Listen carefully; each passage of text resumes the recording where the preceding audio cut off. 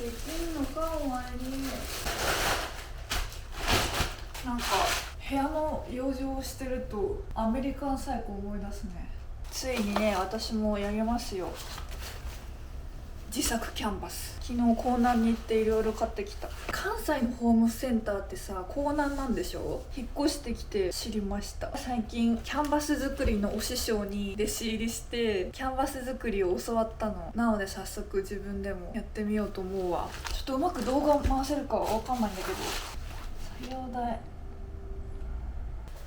これね、私の学生時代使ってたナタとノコギリセットなんだけど、いやまさかまた使う日が来るとは思わなかった。でもさっき実はさ、やっていこうと思いますって言った後に、このね、当て木を作りたくてこれ切ったんだけど、ノコギリでちょっと危なっかしすぎて、いや大丈夫だったんだけど危なっかしすぎて、これは絶対に見せられないよという感じだったから、ノコギリの作業動画はアップできない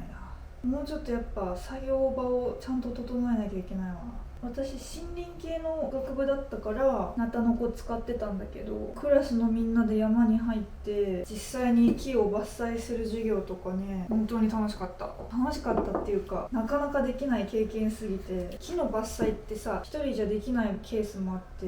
例えば倒した木が他の立ってる木に引っかかったりすることもあるの。倒れる方向をちょっとミスっちゃって他の木のね、枝とかに引っかかって地面まで倒れなかったっていう場合があったりして、そういう時はみんなで引っ張ってね、伐採するっていう方法があるんだけど、もうその時とかなんか自分のミスで申し訳ないみたいなったりするけどさ、チームワークでお互い様ということでみんなで助け合って課題を乗り越えていくのが楽しかったなとか言って中退してるんですけど、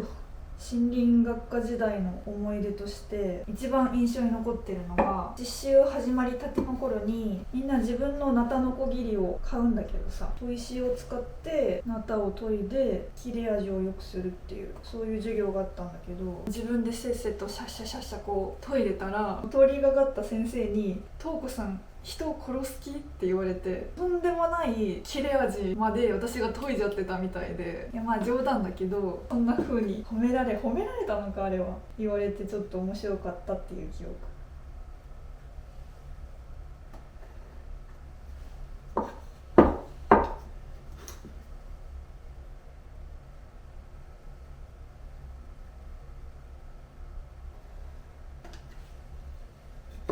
やっぱ人生に無駄なしっていうのは本当だなって思って、結局今木材からキャンバス作ろうとしてるけど、そんなに抵抗なかったっていうか、ナタノコギリも持ってたし、やっぱり経験ってすごいなって思ったな。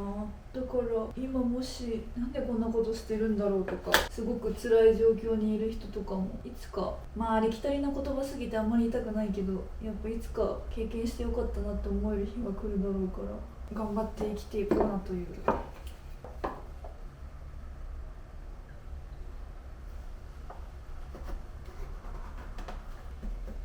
よし、技巧はしません。聞いて、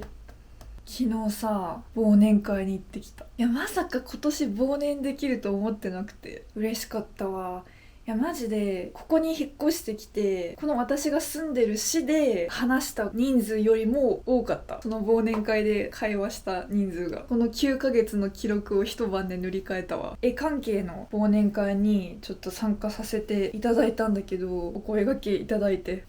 祭り。いやまさか本当にこんなに猛スピードで人間に出会えてる、すごい。でもさ、ちょっと結構感動したことがあって、その集まり自体は十数人ぐらい参加されてた忘年会だったんだけど、私より年上の方が多くって、で私その光景を見てもう希望しかないわと思って、長くさ作家活動を続けてらっしゃる方々だったから、青山塾っていう画塾に通ってた時も思ったけど、先生方が年上の方々だったから作家活動って不安定だろうなっていうイメージがあるし、そういうところに飛び込んだ身としては頑張って続けていきたいなと、続けていこうとすごく思えたなっていう夜でしたあ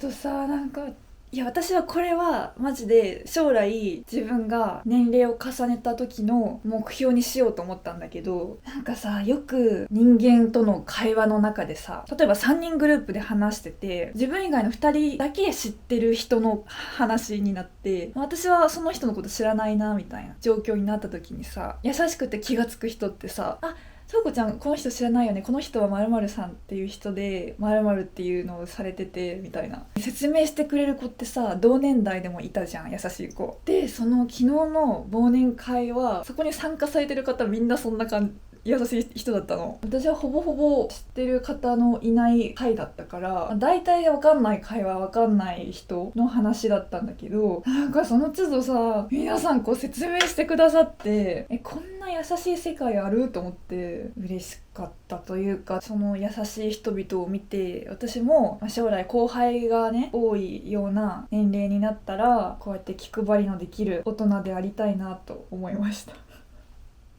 真面目。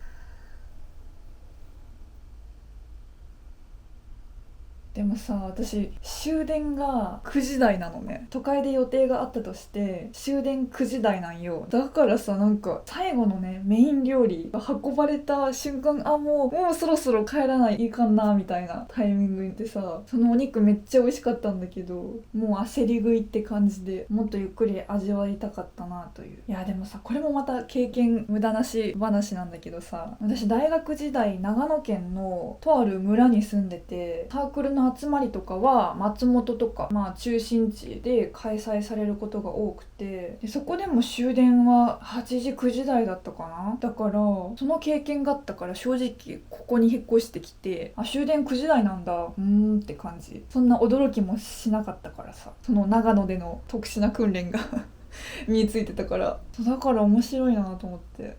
そうだ、私最初の方の動画でちょっと話したことがあるんだけど、めちゃくちゃ会食恐怖症なのね。会食恐怖症っていうのは、人とご飯食べる時に極度の緊張状態に陥るっていう症状なんだけど、ちょっとパニックを起こしちゃったり、あとは緊張で食べ物が喉通らなくなっちゃって全然食べれないみたいな、そういうことが起きる病気なのかな。ちょっと私もそこら辺実際に診断下されたわけじゃないからわからないんだけど、そういう人もいるのね、この世に。でも結局それって慣れなのよ、改善していくためには。だからそういうパニックを起こすかもしれなかったとしても、会食の場、飲み会の場に積極的に行ってちょっとずつ自分を慣れさせていくしかないのね。私逆に行かなさすぎるとさらにパニックがひどくなっちゃう場合もあるから。私も引っ越して外食めっちゃ減ったから、今年の夏帰省して人と外食した時に結構今までで一番ひどいぐらいの症状が、しかも絶対大丈夫だろうと思ってた関係性の人となったから、帰り道私ちょっと月見上げながら泣いたもん、悲しくて。これでダメだったら私もう一生人と食べれないんじゃないのとか思って。だから今回忘年会に参加するってなって、気持ちはもう絶対気持ち悪くなるって思ったけど、でも行かなきゃこの状況は良くならないから、考えるより先に行きますって言ったわけで、アズーにちょっと相談して、その忘年会の前に予習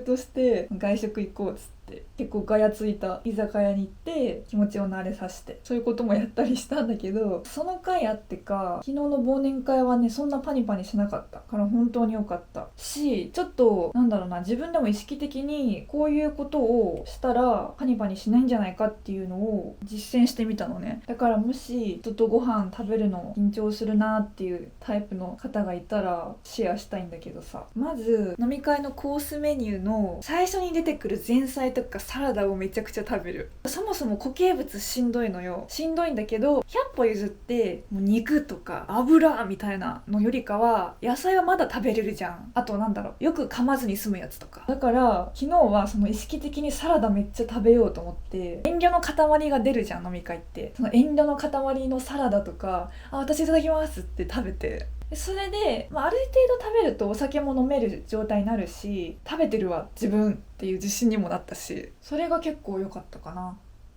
あと人の会話をずっとちゃんとまっすぐ聞いていようってなると、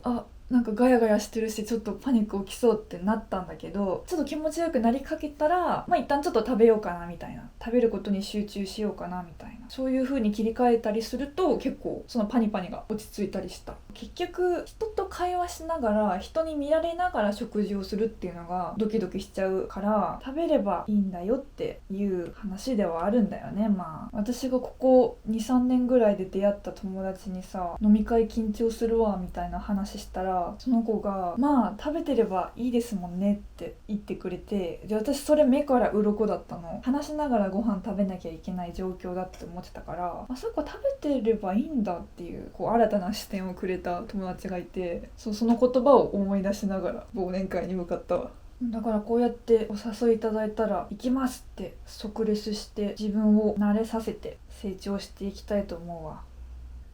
新幹線予約しなきゃ。新幹線予約するの一番だるいかもしれん。ちゃんとこの時間のに乗れるんか自分みたいな気持ちしない？新幹線予約しないとな。年末にかけて忙しくなると思いますが、無理せず自分のペースで行こう。じゃあ今日もありがとう。